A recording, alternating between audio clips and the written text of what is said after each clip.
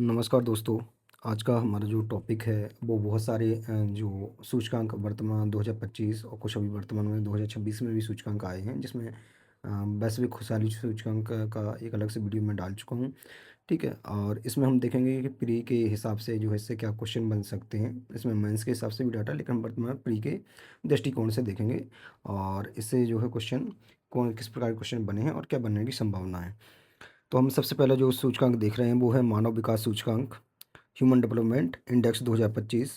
तो इसमें हम देखेंगे कि अ, जो भारत की रैंक है वो कितनी रही है। तो टोटल जो है 193 देश हैं, उसमें से भारत की रैंक जो रही है वो 130वीं रही है। एसडीआई में जो भारत का स्कोर रहा है वो मध्यम विकास श्रेणी में रहा है। जैसे कि हम विकासशील देश हैं तो वो भी मध्यम श्रेणी मानी जाती है, तो यहाँ मानव विकास सूचकांक में भी कैसा रहा है हमारा जो स्कोर है मध्यम विकास श्रेणी में रहा, 6.685 रहा है। शीर्ष देशों की बात की जाए तो जो हमारे नॉर्डिक कंट्री हैं उसमें से जो आइसलैंड है ये प्रथम स्थान पे रहा है, और दूसरा जो रहा है नॉर्वे, तीसरा जो इसमें स्विट्जरलैंड का स्थान रहा है। फिर निम्नतम देश के तौर पर देखें तो दक्षिणी सूडान है। ठीक है, यहाँ पर रहा, यहाँ पर अस्थिरता बनी हुई है ना, इसके चलते जो है ये निम्न स्थान पर रहा है। एंड रिपोर्ट का जो शीर्षक है वो क्या रहा है, रिपोर्ट का जो शीर्षक है वो है एक चुनाव का मामला। ठीक है, एआई के युग में लोग और संभावनाएं। एक चुनाव का मामला जो है एआई के युग में लोग और संभावनाएं, मानव विकास सूचकांक का ये जो है शीर्षक रहा है। भारत के पड़ोसी देशों में बात की जाए तो चीन की रैंक जो है इसमें 75वीं है। हालांकि ये हमारे दृष्टिकोण से प्री के दृष्टिकोण महत्वपूर्ण नहीं है। भारत का प्रदर्शन और सुधार की अगर बात की जाए तो इसमें पहली बात, इसमें एक चीज़ और पूछी जाती है, इसमें कितने पिलर हैं। तो इसमें 3 पिलरों पर जारी किया जाता है, इन 3 स्तंभों पर जारी किया जाता है। एक जीवन प्रत्याशा, दूसरा शिक्षा और तीसरा आय। तो हम जीवन प्रत्याशा में देखते हैं तो भारत की जो स्थिति थी 1990 में वो क्या था, 58 यानी लगभग 58.5 वर्ष जो है व्यक्ति की जो लाइफ एक्सपेक्टेंसी थी वो थी, जो 2023 में बढ़ के कितनी होगी, 72 वर्ष। यानी जन्म जब बच्चा लेता है तो उसका जीवन काल जो है कितना लंबा हो सकता है, इसका औसत जो है वर्ष निकाला जाता है। तो वो 2023 में बढ़ के कितना 72 पहुंच गया, जो कितना था 1990 में 58.5 वर्ष था। शिक्षा की अगर हम बात करें तो शिक्षा के क्षेत्र में औसत जो 3.0 था, यानी 3% था, वो बढ़कर कितना पहुंच गया है, ये 6.2 वर्ष हो गया है। औसत वर्ष, सॉरी, यानी कि यहाँ पर ये था कि आपका जो शिक्षा ग्रहण करने वाला जो लोग जो बच्चे थे वो औसत शिक्षा 3 वर्ष की लेते थे, जो बढ़ के कितना पहुँच गया है अभी वर्तमान में 6 वर्ष की शिक्षा जो है हर बच्चा कम से कम ले रहा है, यानी प्राथमिक शिक्षा तो हर बच्चा पूर्ण कर रहा है। अब आय की बात की जाए तो प्रति व्यक्ति सकल राष्ट्रीय आय जो है इसमें जो है वृद्धि लगातार देखी गई है। पर कैपिटा जो इनकम है वो लगातार भारत की वृद्धि हो रही है ना, क्योंकि हम क्या हो रहा है अर्थव्यवस्था के दृष्टिकोण से देखें तो वैश्विक स्तर पर चौथे स्थान पर पहुंच गए हैं। सतत विकास सूचकांक एसडीआर की अगर बात की जाए तो इसमें क्या स्थान रहा है, ये दूसरा सूचकांक है हमारा। ठीक है, तो ये जो है गोल कब आए थे, तो ये आए थे 2015 में पेरिस जलवायु समझौते के तहत जो है इनको लाया गया था। एंड ये जो है इससे पहले मिलियन डेवलपमेंट गोल जो थे उनके स्थान पर लाए गए और 2023 तक इनको प्राप्त करने का लक्ष्य रखा गया था। ठीक है, भारत के प्रदर्शन की अगर हम सूचकांक की बात करें तो भारत का जो 2024 में स्थान था वो 109वां है। इसमें सुधार करते हुए 10 अंकों के सुधार के साथ में 2025 में 99वें स्थान पर जो पहुंच गए हैं, जो कि एक महत्वपूर्ण सुधार है। तो 24 में कितना था, 109वां था, उसमें 10 अंक के सुधार के साथ कौन से 99वें स्थान पर हम पहुंच गए। वैश्विक रैंकिंग में अगर बात करें तो सबसे अच्छा स्कोर जो प्राप्त किया वो फिनलैंड ने प्राप्त किया, जो कि नॉर्डिक कंट्री है। ठीक है, और इससे साथ में ये शीर्ष स्थान पर बना है, उसके बाद में स्वीडन और डेनमार्क आते हैं। भारत की स्थिति की अगर बात करें हम इसमें तो गरीबी उन्मूलन, स्वास्थ्य, स्वच्छ ऊर्जा की प्रगति के लिए सराहा गया है। स्वच्छ ऊर्जा में तो हमारे यहाँ जो सोलर अलायंस जो हमने पेरिस जलवायु समझौते के समय ही जो है उसके कुछ समय बाद ही वहीं पर फ्रांस के साथ मिलकर इसका ग्लोबल रूप से यानी वैश्विक तौर पर नेतृत्वकर्ता के रूप में इसको लागू किया था। इसका जो मुख्यालय वो कहाँ पर है, जो अपना गुरुग्राम है। ठीक है, वहाँ पर इसको स्थापित किया गया है। लेकिन पर्यावरणीय स्थिरता, डेटा अंतराल जैसी चुनौतियां अभी भी बनी हुई हैं भारत के समक्ष में, है ना। तो हमने किस किस में अच्छा काम किया, स्वास्थ्य में, स्वच्छ ऊर्जा में और गरीबी उन्मूलन में। पड़ोसी देशों की अगर बात की जाए तो इसमें जो हमसे अच्छा स्थान जिनका है, जैसे भूटान का स्थान इसमें 74वां है, नेपाल का 85वां है, श्रीलंका का जो है 93वां और बांग्लादेश का 114वां है। हालांकि बांग्लादेश हमसे पीछे है, लेकिन जो छोटे छोटे देश हैं हमारे पड़ोसी देश, चाहे वो भूटान हो जो सबसे अच्छी स्थिति में हमसे 74वें, नेपाल जो है 85वीं स्थिति में, और श्रीलंका जो है 93वीं स्थिति में। लक्ष्य क्या है 2030 तक? रिपोर्ट के अनुसार 2030 तक कोई भी वैश्विक लक्ष्य पूरी तरह से हासिल होने की राह पे नहीं है। यानी इस रिपोर्ट में ये व्यक्त किया है 25 में कि हमने लक्ष्य बड़ी 2030 तक रखा है, लेकिन अगर उनके क्रियान्वयन को देखें तो उससे ऐसा लग नहीं रहा कि हम कोई भी लक्ष्य 2030 तक पा पाएंगे। वैश्विक भुखमरी सूचकांक की अगर हम बात करें, ग्लोबल हंगर इंडेक्स की अगर हम बात की है, तो वैश्विक भुखमरी सूचकांक में 2025 में भारत को गंभीर श्रेणी में रखा गया है ना। और यह सूचकांक जो है आयरिस मानवीय संगठन, कंसर्न वर्ल्ड वाइड, जर्मन सहायता agency belt hunger help, belt hunger है जो है इनके द्वारा, और इसमें जो सहयोग रहता है food and agriculture organization, UNICEF, WHO और आईएफपीआर के साथ में जो है सम्मिलित रूप से जो है इसको जारी किया जाता है। तो दो महत्वपूर्ण है इसमें कि कंसर्न वर्ल्ड वाइड, और जो जर्मनी स्थित जो संस्थान है एजेंसी वर्ल्डर बेल्ट हंगर हेल्प जो है, इनके द्वारा जो है मेजर कंट्रीब्यूशन रहता है, इनके द्वारा इसको जारी किया जाता है। उद्देश्य क्या है? पोषण और मृत्यु दर संकेतों का उपयोग करके वैश्विक स्तर पर भुखमरी की निगरानी करना होता है। यानी कि वैश्विक स्तर पर जो है मृत्यु दर, यानी शिशु जो मृत्यु दर है, ठीक है, या जो मातृ मृत्यु दर, इन सब का जो है ऑब्जर्वेशन किया जाता है, साथ में न्यूट्रिशन की क्या स्थिति है, ठीक है, इस आधार पर जो है इसका आकलन होता है। इसमें जो देखते हैं कि भाई इसमें 4 पिलर जो हैं, 4 संकेतों को मिलाकर इसका जो है मापन होता है। इसमें जो है अल्प पोषण यानी न्यूट्रिशन की स्थिति को देखा जाता है, अपर्याप्त कैलोरी का सेवन इसको जो है आकलित किया जाता है। दूसरा होता है कि चाइल्ड वेस्टिंग, ठीक है, चाइल्ड वेस्टिंग हो गया है ना, और चाइल्ड स्टैंडिंग यानी बाल ठिगनापन और बाल दुबलापन। 5 वर्ष से कम आयु के बच्चे में जिनकी लंबाई उनकी आयु के अनुपात में कम है, यानी आयु अगर अधिक है लेकिन लंबाई उसके अनुसार नहीं है तो वो बाल ठिगनापन कहलाएगा। और बाल दुबलापन का मतलब क्या है कि 5 वर्ष से कम आयु के बच्चे में जिनका वजन उनकी आयु के अनुपात में नहीं है, यानी आयु के अनुसार जो है उसका वजन ना होना, ये बाल दुबलापन हो गया। बाल मृत्यु दर, ऐसे बच्चे जिनकी मृत्यु उनके 5वें जन्मदिन से पहले हो जाती है, ठीक है, यानी 1 वर्ष से 5 वर्ष का जो बच्चा होता है, ठीक है, उसका आंकलन इसमें किया जाता है, क्योंकि 0 से लेकर 1 वर्ष तक का जो बच्चा होता है या 28 दिन के बाद में जो बच्चा होता है 1 वर्ष तक, वो शिशु मृत्यु दर में गिना जाता है।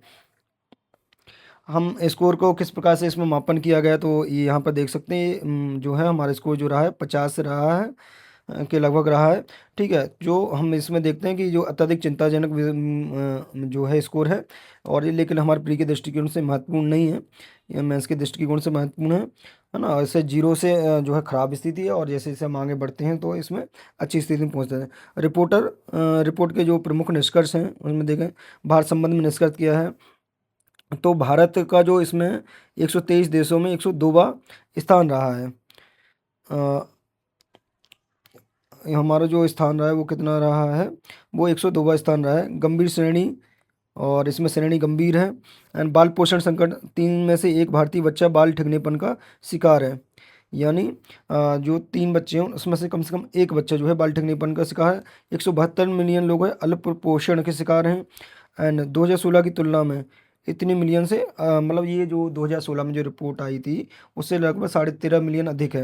यानी कितने बच्चे, 172 मिलियन जो लोग हैं वो कितने अल्पोषण यानी न्यूट्रिशन की कमी के शिकार होंगे, ठीक है। वैश्विक निष्कर्ष की बात करें, शून्य भुखमरी प्राप्त करना वर्तमान में प्रगति के आधार पर SDG 2 यानी 2030 तक जो है शून्य भुखमरी प्राप्त करना है।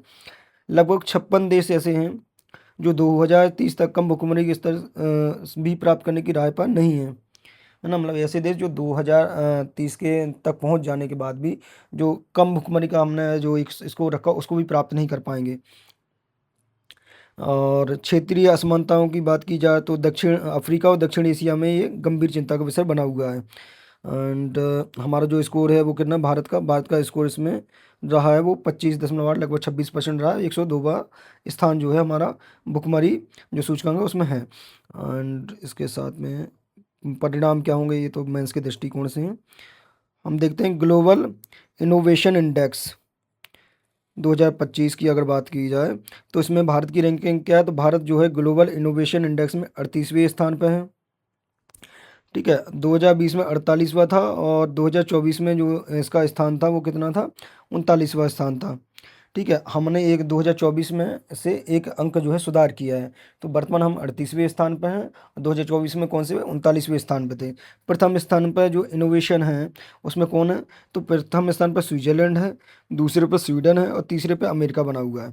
तो पहले पर कौन है, स्विट्जरलैंड। हम कौन से स्थान पर हैं, 38वें स्थान में। 24 में कौन से पे थे, 39वें स्थान पर थे। भारत का प्रदर्शन की अगर बात कीजिए तो निम्न मध्यम आय वाली अर्थव्यवस्थाओं में भारत पहले स्थान पर है।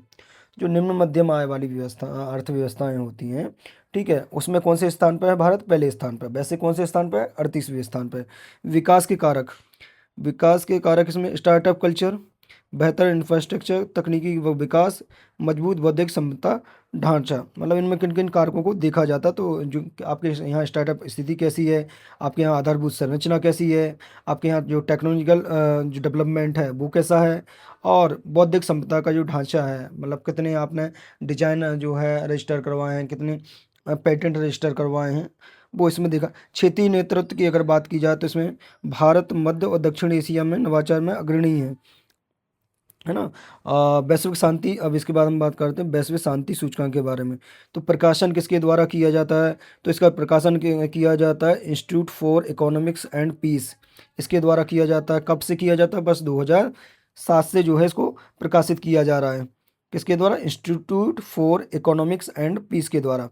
शामिल कितने हैं, 163 स्वतंत्र देश इसमें शामिल हैं। देशों एवं क्षेत्रों को इसमें शामिल किया। शांति स्तर के आधार पर रैंकिंग प्रदान करता है, किसके आधार पर, पीस के आधार पर रैंकिंग प्रदान करता है। विश्व की कितनी आबादी को ये कवर करता है, तो लगभग 99.7% आबादी को कवर करता है। कितने संकेतकों के आधार पर, 23 गुणात्मक संकेतक, यानी जो क्वालिटेटिव होते हैं, मसलन जैसे कि विचार है कोई, है ना, जीवन का स्तर है, तो उसके मापने के लिए, मतलब वैसे देखें तो जो फिजिकल नहीं है उन चीज़ों को हम नहीं माप सकते, तो वो गुणात्मक में आएगा। मात्रात्मक में कि जैसे हमारे पास में कार है, या इकोनॉमिक पर व्यक्ति इनकम के इस तरीके से, तो ये सब चीज़ें जिनको हम मात्रात्मक रूप से माप सकते हैं, यानी क्वांटिटेटिव जो संकेतक हैं उनके आधार पर, यानी 23 गुणात्मक एवं मात्रात्मक संकेतों का। सामाजिक, इसमें जो प्रमुख संकेतक में देखें तो जैसे सामाजिक सुरक्षा एवं संरक्षा है, दूसरा है घरेलू एवं अंतर्राष्ट्रीय संघर्ष की तीव्रता, तीसरा सैन्यीकरण की स्थिति, है ना। तो कुछ महत्वपूर्ण में क्या है, सामाजिक सुरक्षा एवं संरक्षा, घरेलू एवं अंतर्राष्ट्रीय संघर्ष की तीव्रता, सैन्यीकरण की स्थिति। वैश्विक प्रवृत्ति एवं प्रमुख निष्कर्ष क्या है इस संबंध में, तो शांति के क्षेत्र में 2025 में जो है पिछले वर्ष की तुलना में जो है कितनी गिरावट दर्ज की गई है, तो 0.36% की गिरावट इसमें दर्ज की गई। द्वितीय विश्व युद्ध के बाद ये महत्वपूर्ण हो जाता है कि अब तक की सर्वाधिक गिरावट जो है शांति में दर्ज की गई वैश्विक तौर पर, कब, 2025 में, है ना। और 74 देशों में सुधार हुआ, 87 देशों में इसमें गिरावट दर्ज की गई। ये तो अपने अभी काम का नहीं है। 17 वर्षों में जो स्कोर की औसत गिरावट हुई है वो कितनी हुई है, अभी तो हुई है 0.36 हुई है, लेकिन अगर पिछले 17 वर्षों का या लगभग 2 दशक का हम डाटा देखें तो उसमें कितनी 5.4% की गिरावट दर्ज की गई है। 2008 के बाद में वैश्विक शांति में लगातार गिरावट का जो है ये दर्शा रहा है। 2008 में जो मंदी आई थी, रिसेशन की स्थिति बनी थी, उसके बाद में जो शांति में गिरावट आई वो लगातार जारी है। शांति असमानता, 20 वर्षों में 11.7% की वृद्धि हुई है। पीस इनक्वालिटी में कितनी परसेंट, तो 11.7, लगभग 12% की वृद्धि हुई है। भारत की स्थिति की अगर बात की जाए शांति सूचकांक में तो क्या है, तो भारत की वर्तमान 2025 में स्थिति 115वीं है। ठीक है, जीपीआई जो स्कोर है वो लगभग जो है 2.25 के पास में, यानी 2.229% जो है 2 के पास में बना हुआ है, और प्रतिशत नहीं है, 2.229 बना हुआ है। सुधार क्या है, पिछले वर्ष की तुलना में हमने जो सुधार किया है 0.58% का सुधार किया है। ठीक है, अब हम देखते हैं कि भारत की जो स्थिति थी, अभी तो 115वीं होगी 2025 में, 2024 में कितनी थी, तो एक ज़्यादा थी, यानी एक हमने कमी की, तो 116वीं थी, और 2023 में 126वीं, 23 में 126वीं थी। और ये ठीक उसी प्रकार से है कि हमने वो खुशहाली सूचकांक देखा, खुशहाली वो उसमें कितनी है, वर्तमान 2025 में 116वीं है, और खुशहाली होगी तो यानी शांति भी तो होगी, तो एक जो है कम है शांति में खुशहाली से, वहाँ 116वीं है, यहाँ 115वीं है। दक्षिणी एशिया के अन्य देशों की स्थिति की अगर बात की जाए तो हमसे बेहतर स्थिति में कोई भी नहीं है ना। प्रमुख भू राजनीतिक एवं आर्थिक चिंताओं की अगर बात हो, रूस यूक्रेन युद्ध के तरह से पूरी यूरोपीय क्षेत्र को शांति प्रभावित हुआ है। और मध्य पूर्व में उत्तर अफ्रीका 10वीं वर्ष में भी सबसे अस्थिर क्षेत्र बने हुए हैं। जो मध्य पूर्व में उत्तरी अफ्रीका है, इसके जो क्षेत्र है वो अस्थिर शांति निर्माण पर व्यय। ये तो अपने अभी काम का नहीं है। प्रेस स्वतंत्रता सूचकांक, प्रेस स्वतंत्रता सूचकांक 2025 की अगर बात की जाए, किसके द्वारा जारी किया जाता है, तो एक इंटरनेशनल एनजीओ है, रिपोर्टर्स विदाउट बॉर्डर। ये क्वेश्चन पूछा गया है मेंस में भी और प्री में भी आया हुआ है। तो ये रिपोर्टर्स विदाउट बॉर्डर्स के द्वारा जारी किया जाता है। वर्ल्ड है ना, ये 2025 में इसको जारी किया। कितने देशों ने पार्टिसिपेट, इसमें जो भागीदार देश हैं 180 देश हैं। और भारत की रैंक कितनी है, तो 191वीं रैंक है। तो क्या भारत ने सुधार किया? हाँ, सुधार किया है। 2024 में इसका जो रैंक थी वो कितनी थी, 159, यानी हमने 10 अंकों का जो 10 रैंक का सुधार किया है। 159 से हम कितने पे आ गए हैं, सॉरी, 8 रैंक का सुधार के 159 से हम जो हम आ गए 191वीं रैंक पे आ गए हैं। भारत में रैंकिंग थोड़ा सुधार हुआ है। इस वृद्धि के बावजूद भारत जो है 32.96 के कुल स्कोर के साथ निचले स्तर पर बना हुआ है। सुधार अवश्य किया है, लेकिन हमारा जो स्कोर है वो बहुत लो बना हुआ है भारत में। इसके कारण क्या है, तो कारण के तौर पे देखते हैं कि प्रेस हिंसा, यानी जो पत्रकार हैं उन पर जो है हमले जो देखे जाते हैं, ठीक है, उसको देखकर, जैसे छत्तीसगढ़ में हुआ, कॉन्ट्रैक्टर के द्वारा उसकी हत्या कर दी गई। राजद्रोह कानून के दुरुपयोग का भी केस रहता है कि भाई आप जो है उसको बेग तरीके से जो राजद्रोह कानून उसको परिभाषित करते हुए और लोगों को जो है उस पर एनएसए वगैरह ये सब लगा के जेल में डाल देते हैं। डिजिटल प्लेटफॉर्म पर सेंसरशिप, डिजिटल जो प्लेटफॉर्म है जैसे कि यूट्यूब वगैरह है, तो इस पर जो है निगरानी रखी जा रही सरकार के द्वारा, इस पर जो है प्रतिबंध आरोपित किए जा रहे हैं, है ना। तो इन सबको जो है ध्यान में रखते हुए इसको जारी किया गया। उस आधार पर भारत की जो रैंक रही वो 191वीं रही है। अब इसमें देखें प्रथम स्थान पे कौन है, तो प्रथम स्थान पे नॉर्वे बना हुआ है, ठीक है। प्रथम स्थान पर नॉर्वे है। अमेरिका की स्थिति अगर इसमें देखें तो 57वें स्थान पर है। और जैसे जैसे हम देखते हैं कि जहाँ अलोकतांत्रिक जो देश होते हैं, जहाँ पर तानाशाही अधिक होती है, जैसे उत्तर कोरिया, तो उत्तर कोरिया की स्थिति की है 179, या वन पार्टी सिस्टम अगर होता है जैसे चीन, तो वहाँ पर स्थिति 178 होती है, क्योंकि सरकार के अनुसार ही वहाँ पर बोलना पड़ता है। और सबसे खराब स्थिति किसकी है, तो दूसरे नंबर, सबसे अंतिम से दूसरे नंबर पर तो अफगानिस्तान है, और सबसे लास्ट में 180 इरिट्रिया जो है वो 180वें स्थान पर है। अब हम बात करें भ्रष्टाचार धारणा सूचकांक 2025 की बात करते हैं। तो भ्रष्टाचार धारणा सूचकांक जो 2025 है, इसमें भारत की स्थिति क्या है, तो भारत जो है इसमें एक 91वें स्थान पर, 91वें स्थान पर है। पिछले वर्ष जो है इसकी स्थिति क्या थी, 96वें स्थान पर था। यानी हमने कितने का सुधार किया है, 5 रैंक का इसमें सुधार किया है। 2024 में 96वें स्थान पर थे, 5 के साथ सुधार के साथ किसमें 91वें स्थान पर आ गए। कितने अंक प्राप्त किए भारत ने, तो 39 अंकों के साथ भारत वैश्विक औसत से नीचे बना हुआ है। लेकिन जो वैश्विक औसत होना चाहिए, है ना, औसत है, उससे नीचे भी ही अभी भारत ट्रेंड कर रहा है। भ्रष्टाचार की समस्या भी संस्थागत ढांचे की गहराई, इसमें केवल सतही सुधारों को समाप्त नहीं किया जाता। मतलब ये जो समस्या है ना, वो ऐसी नहीं कि बाहरी है कि कुछ कानून बना दिए तो उसके आधार पर समाप्त नहीं, ये जो है संस्थागत है। तो संस्थागत रिफॉर्म की आवश्यकता है ना। और हमको कहीं ना कहीं जो है सामुदायिक प्रयास करना होगा, केवल सरकार के प्रयास से जो है इसको समाप्त नहीं किया जा सकता। भ्रष्टाचार धारणा सूचकांक सीपीआई के बारे में बात करें तो इसके द्वारा जारी किया जाता है, तो ट्रांसपेरेंसी इंटरनेशनल द्वारा जारी किया जाता है। कब जारी होता है, तो हर वर्ष जारी किया जाता है इसको। कितने देश इसमें शामिल है, तो 182 देश और क्षेत्रों को जो है इसमें सार्वजनिक क्षेत्र को इसमें शामिल किया जाता है। स्कोर क्या रहता है, तो 0 से लेकर 100 तक का पैमाना इसमें लिया गया है। ये अगर हम जितने ज़्यादा जीरो के पास जाएंगे, तो इसका मतलब कि वो सबसे अधिक भ्रष्ट जो है व्यवस्था को पालन कर रहा है वो देश, ठीक है। और जितना हम 100 अंक के करीब जाएंगे, इतनी की उतनी अधिक वहाँ पर पारदर्शिता, जवाबदेहिता सुनिश्चित करता, उतना अच्छा शासन व्यवस्था जो है वहाँ पर अवेलेबल है। भारत का स्कोर क्या है, 39 है। क्या इंगित करता है कि यद्यपि डिजिटलीकरण माना हुआ है, जैसे डिजिटल इंडिया प्रोग्राम चलाया है ना, प्रशासनिक सुधारों की स्थिति को अधिक बिगड़ने से रोका है, फिर भी यानी डिजिटल इंडिया प्रोग्राम के द्वारा प्रशासनिक स्थिति में सुधार तो आया है, लेकिन नौकरशाही की जो जटिलता है, कानूनों के कमजोर क्रियान्वयन जैसी चुनौतियां अभी भी भारत के समक्ष बनी हुई हैं, जिसके चलते भ्रष्टाचार की स्थिति है, और इससे चलते 39 स्कोर जो है हमको प्राप्त हुआ है। सिपाही प्रमुख प्रवृत्तियों ने इसका वैश्विक स्तर पर ठहराव है। ये अभी मेंस के हिसाब से इसको नहीं देखते हैं। ग्लोबल जेंडर गैप रिपोर्ट की अगर बात करें तो इसमें भारत ने 148 देशों की सूची में कौन सा स्थान प्राप्त किया है? तो 131 131वां स्थान प्राप्त किया। और हमारा जो पद्मश्री हैं इस वर्ष के, वो भी कितने हैं? वो 113 हैं, सॉरी वो 113 हैं पद्मश्री, ठीक है। और इसमें कौन सा, तो कितने 148 देशों में हमने स्थान पिया। ग्लोबल जेंडर गैप रिपोर्ट जो है, यानी वैश्विक लैंग असमानता जो रिपोर्ट है, उसमें हमने कौन सा स्थान प्राप्त किया है? तो 131वां। स्कोर कितना रहा? तो 64.1 रहा। प्रमुख बिंदु क्या है? इसको जारी किसके द्वारा किया जाता है? तो विश्व आर्थिक मंच द्वारा जारी किया जाता है। 12 जून 2025 को इसको जारी किया गया, ठीक है। कौन से वे नंबर का था?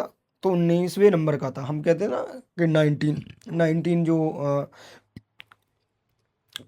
टीनेज कहते हैं ना, टीनेज, तो टीनेज में जो देखते हैं तो 19 जो है लास्ट हो गए, तो 19 जो है ना 19वां संस्करण है, ठीक है। और 12 जून 2025 को जारी किया। भारत का स्थान कौन सा है? तो 131वां है। और लेकिन हालांकि इसमें यह है कि हमारी इस रैंकिंग में क्या हो, गिरावट दर्ज की गई है। हम पहले 129वें स्थान पे थे, अभी कौन से 131वें स्थान पे आ गए हैं। लेकिन अंकों में सुधार हुआ है 0.3% का। तो 2024 में ये दिया हुआ है यहाँ पर इंडेक्स में कि 129वें स्थान पे थे, 2 अंकों की गिरावट के साथ में हम गिरावट के साथ में कहाँ पहुँच गए? हम 131वें स्थान पे पहुँच गए हैं। एंड यहाँ पर हम देखते हैं कि प्रकाशन संस्थान हम देख लिए कि इसमें कौन कौन से आयामों को शामिल किया जाता है, ठीक है। तो आयाम देखते हैं तो इसमें 4 आयाम शामिल होते हैं, ठीक है। जैसे हमने वहाँ देखा था कि आपका ह्यूमन डेवलपमेंट जो इंडेक्स थे, वहाँ पर 3 आयाम थे। उसी तरीके से हम यहाँ पर देख रहे हैं कि जो लैंगिक असमानता सूचकांक, उसमें कितने 4 आयामों पर उसको जो है मापन किया जाता है। एक है आर्थिक भागीदारी और अवसर, इकोनॉमिक पार्टनरशिप एंड अपॉर्चुनिटी। इसमें हम देखते हैं विवरण के तौर पर मजदूरी समानता, जो अम्बेडकर जी ने कहा था कि भाई समान कार्य के लिए समान वेतन वाली स्थिति, ठीक है। उस चीज़ को जो है इसमें सम्मिलित किया जाता है। श्रम बल में भागीदारी कितनी है महिलाओं की, इसको देखा जाता है। पेशेवर और तकनीकी पदों में उनकी क्या हिस्सेदारी है, इस चीज़ का मापन किया जाता है। दूसरा होता है शैक्षिक उपलब्धि, एजुकेशनल अटेनमेंट, ठीक है। इसमें साक्षरता दर में क्या स्थिति है, प्राथमिक माध्यमिक उच्च शिक्षा नामांकन में क्या अनुपात है। जैसे कि हमने लक्ष्य रखा कि हम जो है उच्च शिक्षा में नामांकन 2035 तक 50% पहुंचा देंगे। और हाल ही में मध्य प्रदेश की जो रिपोर्ट आई, जिसमें देखा कि 1 से 5 तक जो ड्रॉप आउट रेट है वो 0% हो गया है। लेकिन जो 6 से 8 तक के बच्चे हैं, उसमें अभी भी ड्रॉप आउट रेट जो है 6% लगभग, या 6.2 के लगभग बना हुआ है। अब हम बात करते हैं कि तीसरा पिलर क्या है इसमें, स्वास्थ्य और जीवन रक्षा, यानी जन्म के समय लिंग अनुपात की स्थिति क्या है, ठीक है। और जीवन प्रत्याशा क्या है, जो हम उसमें भी देखे थे लाइफ एक्सपेक्टेंसी मानव विकास सूचकांक में, तो उसको भी यहाँ पर शामिल किया जाता है। फिर राजनीतिक सशक्तिकरण की बात की है, संसद और मंत्री पदों में महिलाओं की भागीदारी कैसी है, ठीक है। इस चीज़ को देखा जाता है। हाल ही में जो है जो नारी शक्ति बंधन बिल जो लाया गया था सरकार के द्वारा, वो महिलाओं को जो है पॉलिटिकल आरक्षण देने के लिए, है ना, अगले 15 वर्ष जो रहेंगे, 15 वर्षों के लिए शुरुआत में इसको रखा गया है। लेकिन इसको अगली जनगणना तक के लिए छोड़ दिया गया है, जिसमें हाल में सरकार प्रयास करी कि 2029 तक इसको हम लागू कर देंगे। लेकिन मेरे दृष्टिकोण से मुझे लगता है ये लागू नहीं हो पाएगा। क्यों? क्योंकि अभी जनगणना चल रही है, इस जनगणना के बाद में परिसीमन की स्थिति आएगी, परिसीमन आयोग गठित होगा। और वो उसका जो रिकॉर्ड देखा गया है, जो अभी तक 4 परिसीमन आयोग गठित हुए हैं उससे पहले, तो उन्होंने लगभग 6 वर्ष जो है रिपोर्ट देने में लगाए हैं। तो इस हिसाब से नज़र आता है कि लगभग 2035 तक जाके ये इम्प्लीमेंट हो पाएगा। स्कोर और रैंकिंग की विधि की अगर बात करें, स्कोर में प्रत्येक देश जो है इसमें 0 और 1 के बीच जो है इसको स्कोर दिया जाता है। अगर 0 के जितने पास जाएंगे, ठीक है, वो क्या है, पूर्ण असमानता की स्थिति को दर्शाता है। और 1 के जितने करीब होंगे, यानी या 1 हम प्राप्त कर ले तो ये पूर्ण समानता की स्थिति होगी। और 1 के जितने करीब जाएंगे उतनी समानता जो है उस देश में देखी जाएगी। रैंकिंग की अगर बात की जाए, उच्च स्कोर वाले देश उच्च रैंकिंग पर होते हैं यहाँ पर, यानी जितना अच्छा स्कोर होगा उतनी अच्छी रैंकिंग होगी। अब आते हैं आर्थिक स्वतंत्रता सूचकांक 2025। भारत का स्थान क्या है आर्थिक स्वतंत्रता सूचकांक में? तो 184 देशों में हमारा 128वां स्थान है आर्थिक स्वतंत्रता सूचकांक में। स्कोर क्या है? तो 53 है। श्रेणी की अगर बात की जाए, ज़्यादातर अस्वतंत्र, मोस्टली अनफ्री श्रेणी में जो है हमको रखा गया है, क्योंकि हमारी रैंकिंग ये 128 है, तो इसमें रखा है। क्षेत्रीय रैंकिंग जो है इसमें 26वें स्थान पर है। वैश्विक तौर पर भले ही हम 128वें स्थान पर क्षेत्रीय तौर पर देखें, यानी हमारा जो दक्षिणी क्षेत्र है यहाँ पर, या प्रशांत क्षेत्र के जो देश हमारे से लगे हुए हैं, तो वहाँ पर हमारा 26वां स्थान है। शीर्ष देश इसमें कौन है, तो शीर्ष देश पर सिंगापुर है, दूसरे पर स्विट्जरलैंड है और तीसरे पर आयरलैंड है। कमजोर पक्ष है भारत का राजकोषीय स्वास्थ्य, फिजिकल हेल्थ का स्कोर जो है बहुत कम है, 6.2 है। लेकिन हमारा जो मजबूत पक्ष है वो क्या है, सरकार का खर्च 74.2%, व्यवसाय की स्वतंत्रता जो हमने हाल ही में सिंगल विंडो सिस्टम के तहत हमने बढ़ाने का इसको प्रयास किया है। कर बोझ में जो है हमने कमी की है, क्योंकि हमने कारपोरेट टैक्स को कम किया था। इसके जलवायु परिवर्तन सूचकांक 2026 की अगर बात की जाए, तो जलवायु परिवर्तन सूचकांक में हम 23वें स्थान पे आए गए हैं।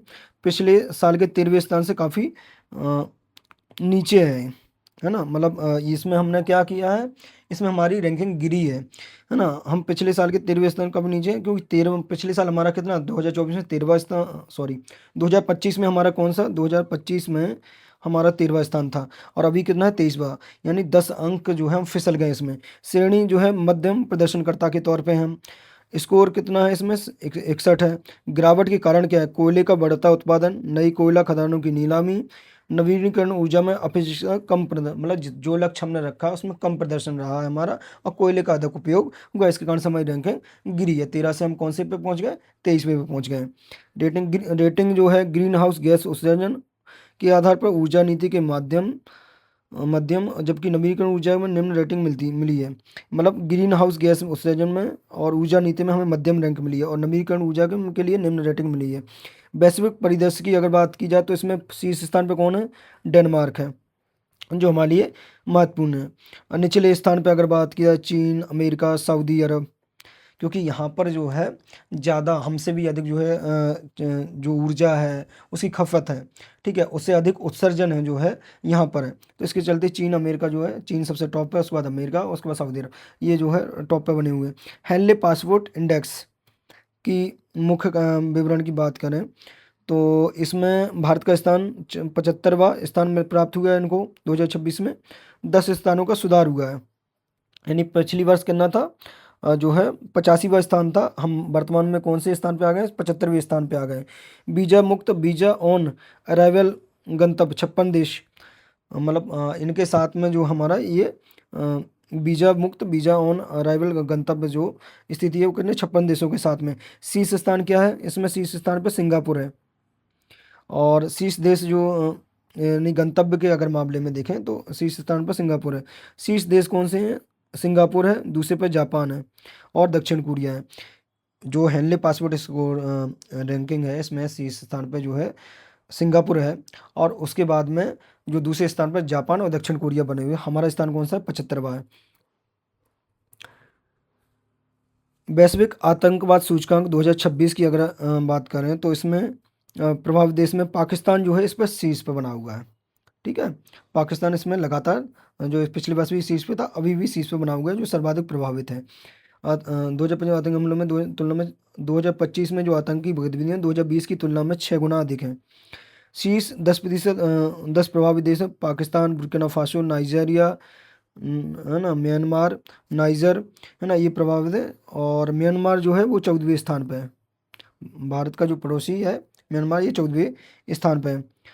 और भारत की स्थिति अगर बात की, तो भारत 13वें स्थान पे है, म्यांमार से हमें एक कम है, ठीक है। हमारा जो स्थिति सुधार के संकेत हैं, जहाँ पिछले 1 साल में आतंकी घटनाओं में 43, लेकिन हमारे यहाँ जो है पिछले साल की तुलना में कितनी कमी आई है, 43% आतंकी घटनाओं में कमी आई है। हम कौन से स्थान पे, 13वें स्थान पे हैं, ठीक है। और म्यांमार कौन, 14वें पे। सबसे शीर्ष पे कौन है, इसमें पाकिस्तान है।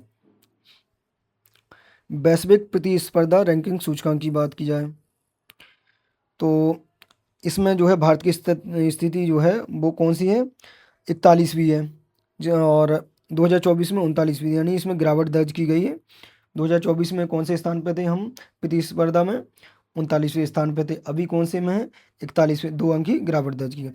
शीर्ष देश कौन है इसमें, शीर्ष देश में स्विट्जरलैंड है, दूसरे पे सिंगापुर है, तीसरे पे हांगकांग है। भारत का प्रदर्शन क्षेत्रवार, आर्थिक प्रदर्शन 27वें, व्यावसायिक दक्षता 25वें और सरकारी दक्षता 45वें। हमको ज़्यादा ध्यान नहीं रखना, इसमें ये ध्यान रखें हम वर्तमान में 41वें स्थान पे हैं और पहले कौन से वे स्थान पे थे, 39वें थे।